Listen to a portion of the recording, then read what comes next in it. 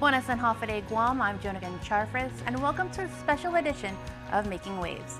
It was about 7 years ago when I met and interviewed the artist Lawrence Naturel Atoigue.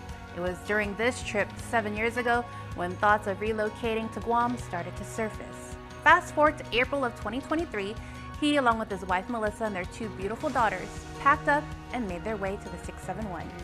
Lawrence was able to document this in a two-part series made possible by Google Pixel. Here's part one of No Man's an Island. My name is Naturel, and this video is sponsored by Google Pixel.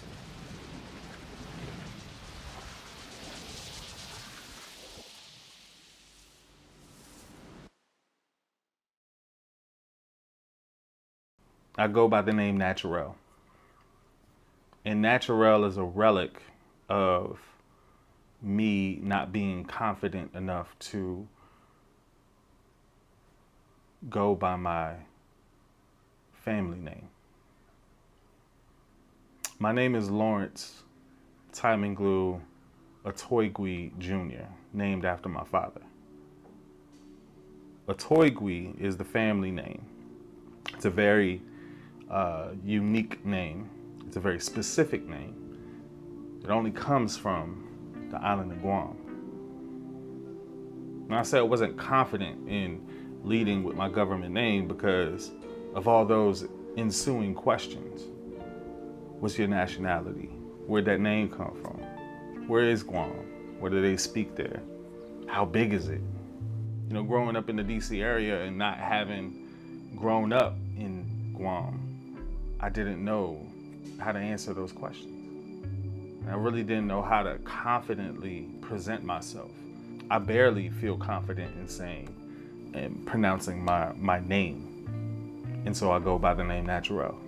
I say I'm from the DC area, from the DMV. I'm from Prince George's County, Maryland. I never say I'm from Guam.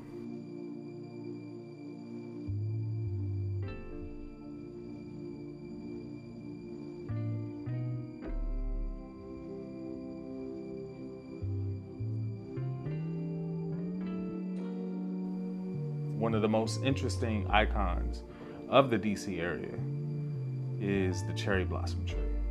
What makes it interesting is that its roots are from halfway across the world in Japan.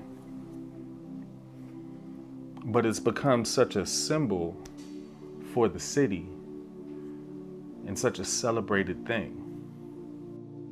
You know, for the city, these trees symbolize diplomacy between two nations. For a lot of Washingtonians like myself, it symbolizes the first sign of good weather and new beginnings. You know, growing up, my family would enjoy going out to the tidal basin during peak bloom. This year, peak bloom marks a different type of new beginning for me and my family as we relocate halfway across the world to the island of Guam.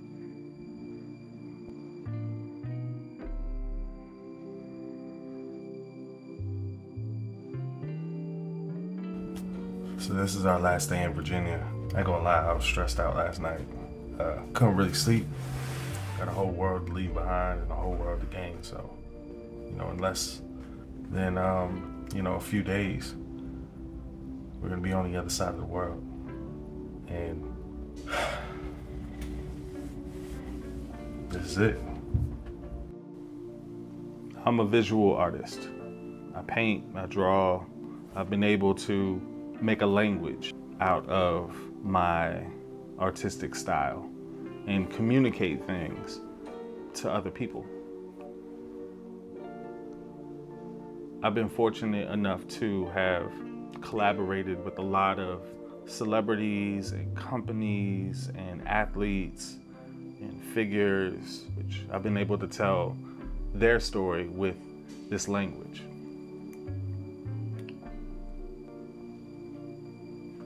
Now, up until now, I haven't been able to tell my story.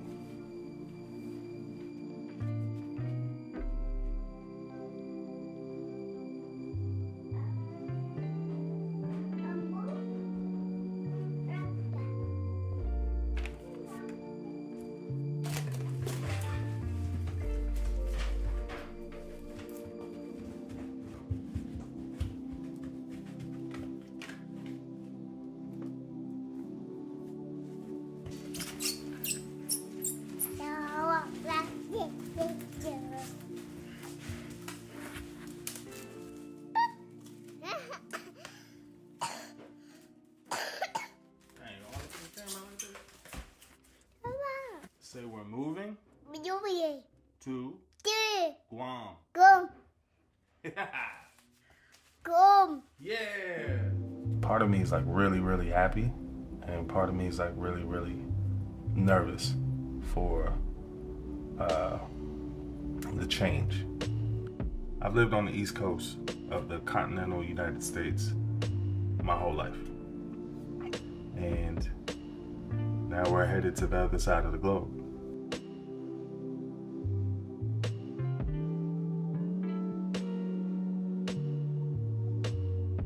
My family and I are moving to Guam for several different reasons.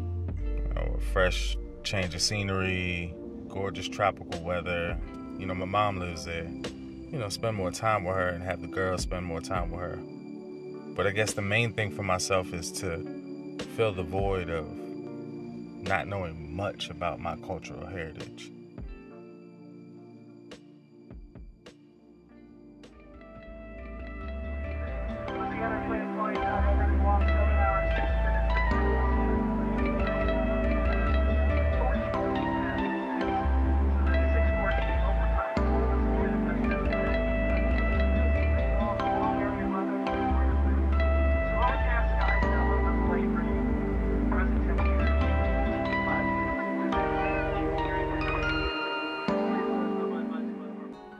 Here now is part 2 of Lawrence's short film made possible with Google Pixel.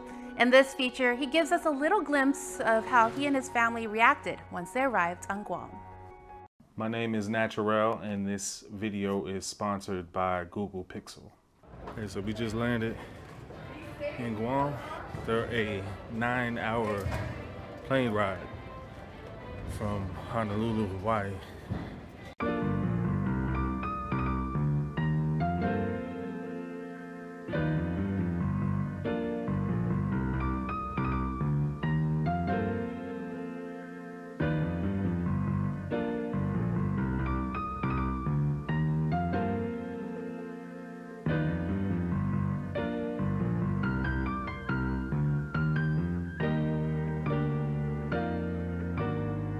Guam is a small island in the Pacific Ocean. It's roughly about the size of Chicago, just over 200 square miles.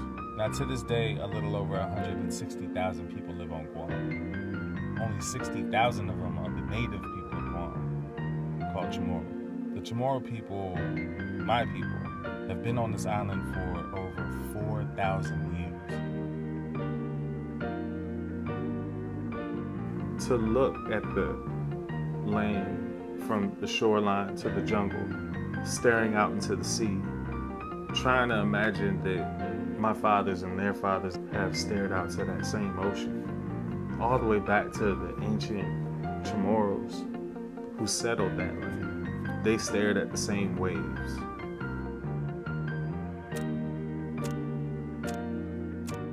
So me and my family have been here for a few weeks now, and we're slowly getting acclimated to small island life. The tempo is a lot slower here, and I guess that's partly why we moved halfway across the world, is to slow down and appreciate the view. Now, not everything is as expected.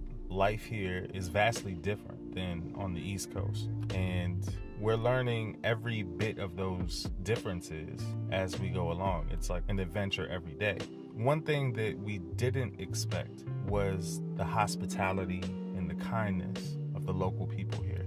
Now, there's something about how much more willing they are to help. I think that kindness has made us feel more at home when dealing with a lot of the differences here.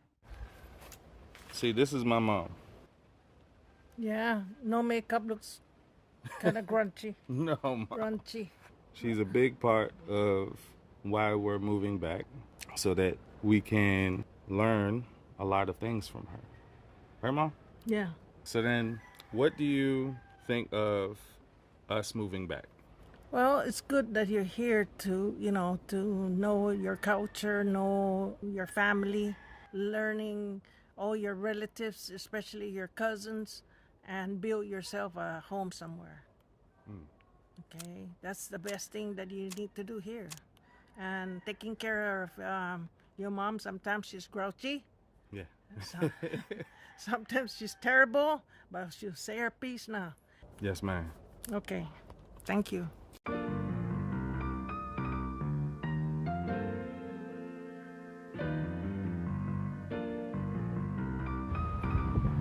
So back in 2017, my family, my wife, and my oldest daughter traveled to Guam to paint this mural.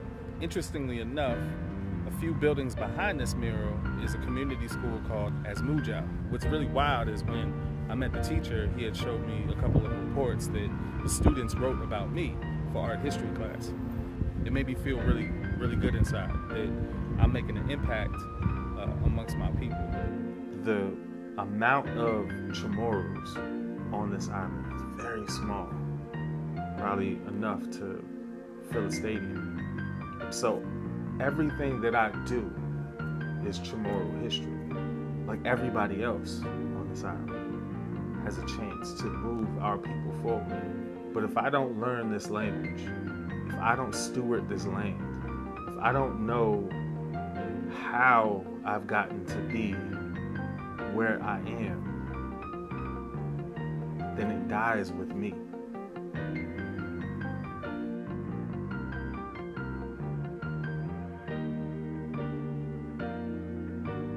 And as far as my journey in getting in touch with my cultural heritage, I feel like learning about where I come from is a deeper body of water than I thought. But I think there's a whole ocean of knowledge and understanding for me to gain. But participating in my culture starts now. And I'm looking forward every day to participating in my culture. By sharing my vision with the community helps my people see more perspective on things and helps me see more of myself within my people. I feel whole here, and I think that's what I was seeking. Thank you, Google Pixel, for helping me share my story. No man's an island.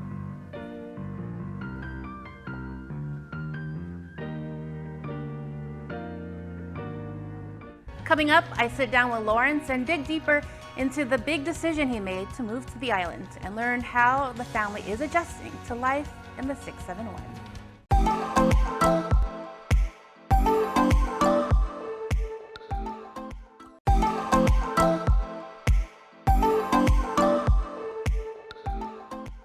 Welcome back. Well, it's been about 10 months since the Atoigue family has situated themselves on Guam.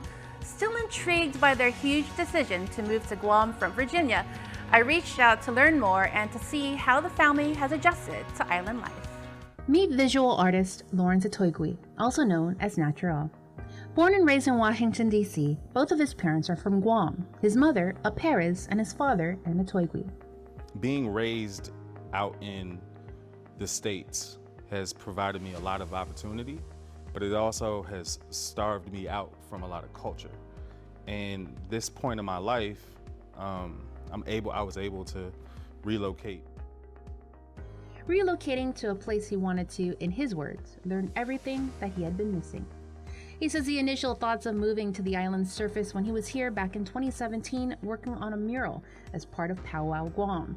That mural can still be seen in all its beauty in the heart of Hagåtña. Romantic thoughts of like, oh, what if we moved here? Came about. Every time me and my family would drive to and from the hotel to the mural, little fleeting thoughts of like, what if we just just bought a house here or like relocated here and moved here? And so we took those seeds back to our regular lives on the East Coast. Then COVID happened. We were kind of just watching beach scenes and watching all the Guam videos.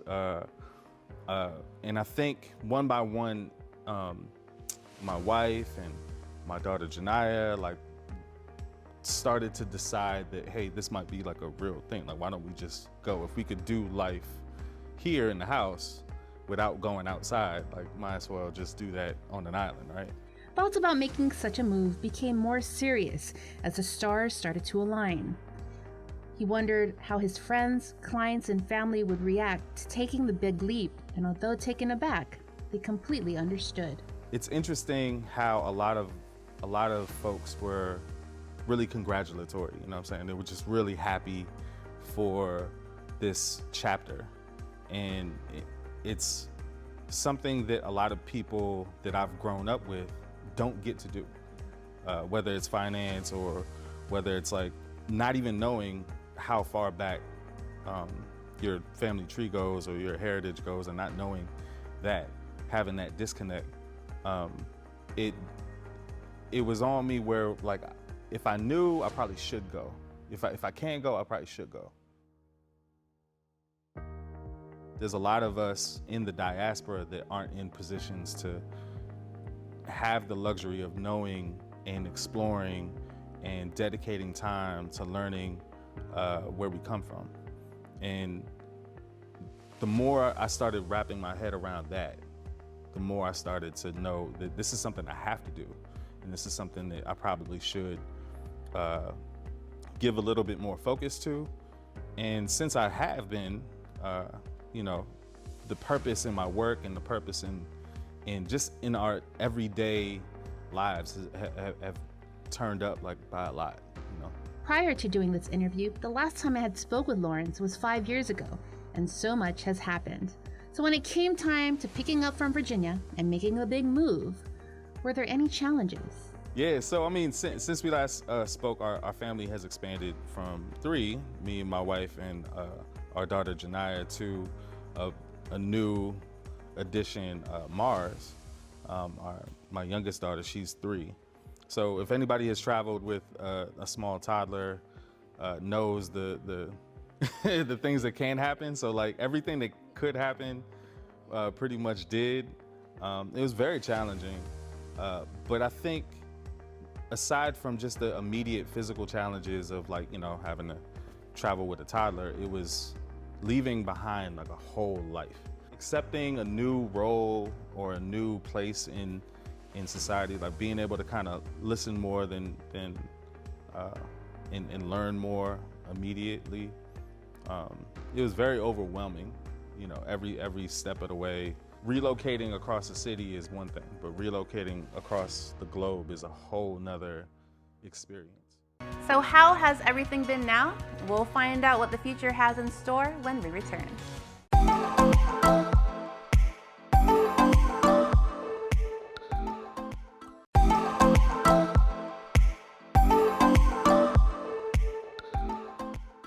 Welcome back. With the big move, Lawrence says it's made him and his family bigger people. It's made them soul search what truly matters. Here's more. I wouldn't take it back for the world because it's character building, right? Like my daughter, we took her from a high school in Virginia and threw her in a high school here for her last month of high school and graduating. And that's a big step, and then seeing her step into adulthood, step into a whole nother chapter in her life, in a whole nother place is amazing, and that's inspiring to me. My wife too is the same way. It's like, can you do without the creature comforts that you're accustomed to come here and then create a whole new life for us and our family here, and then also chasing her dreams too. So there's a lot of things that I'm seeing that are inspiring just in our nucleus. For Atoigue, he says there is a whole new world here to explore, and that every day is an adventure. That adventure included Typhoon Mawar. So we got here like right before the typhoon.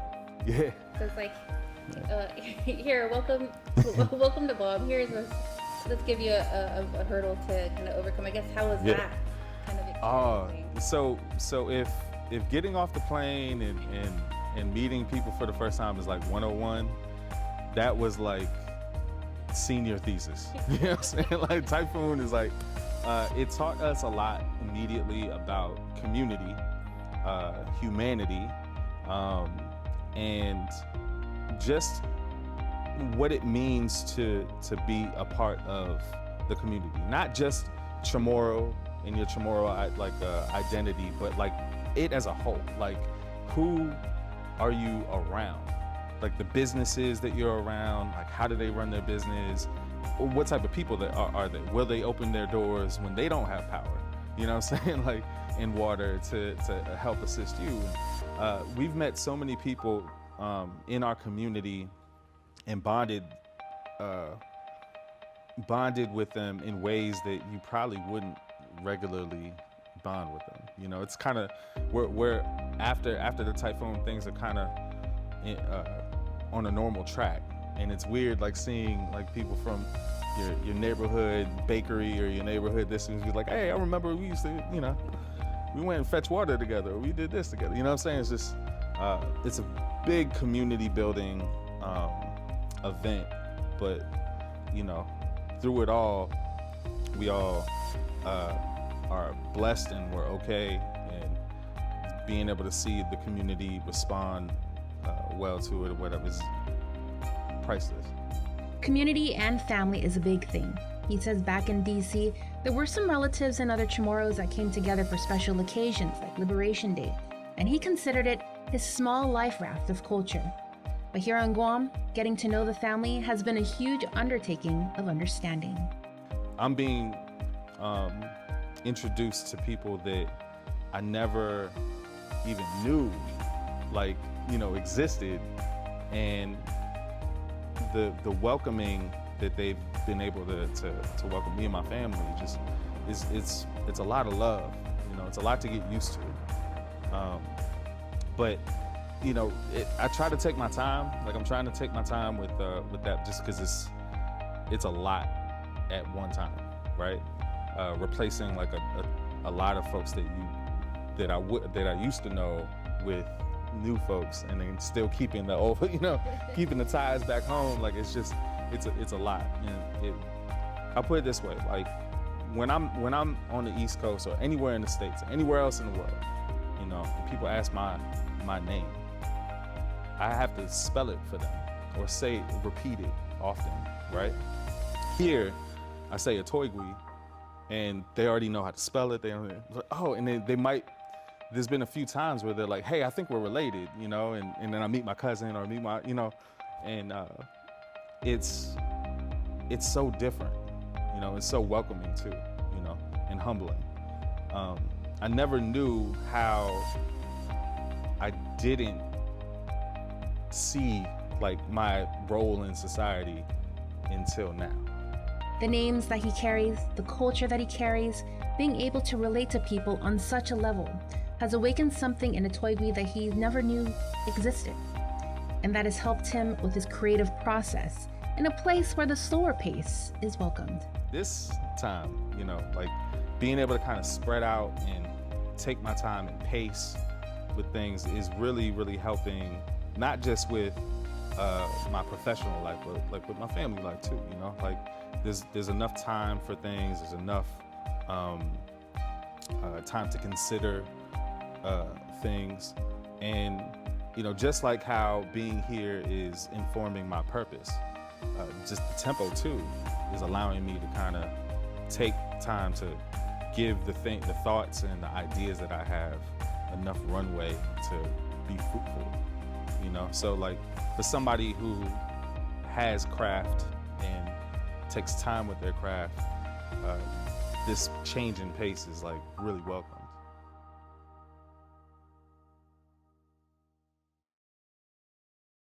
We'll be back to wrap up the show when Making Waves returns.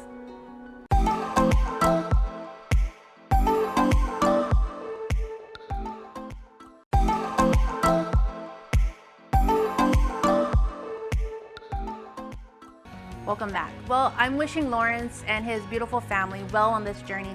I did want to close out with an important message that he wanted to get out, especially to all of those who are making waves abroad.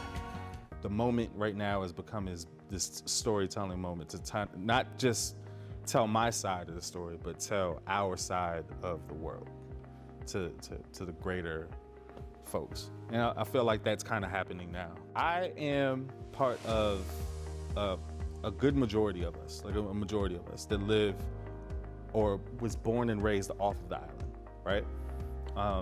Our diaspora, our Pacific diaspora, not just Chamorros, but all the Pacific Islanders that are out there. I feel how disenfranchised we all are in the world. And we often hold on to our culture with so strongly, because being out there it gets harder, it gets lonely, you know what I'm saying, to try to represent yourself amongst a sea of other cultures and community in places that it doesn't matter, right? Like, it doesn't matter in everyday speaking.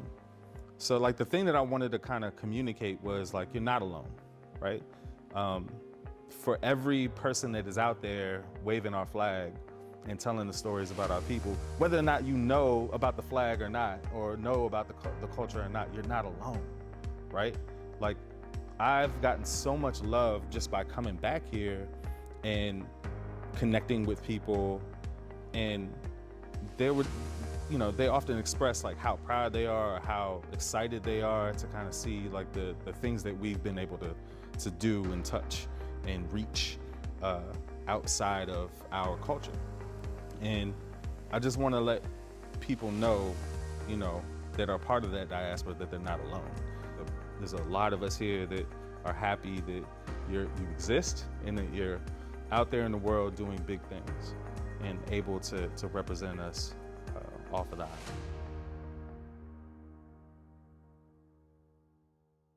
I'm Joan Aguon Charfauros. Thank you so much for watching. Have a good evening.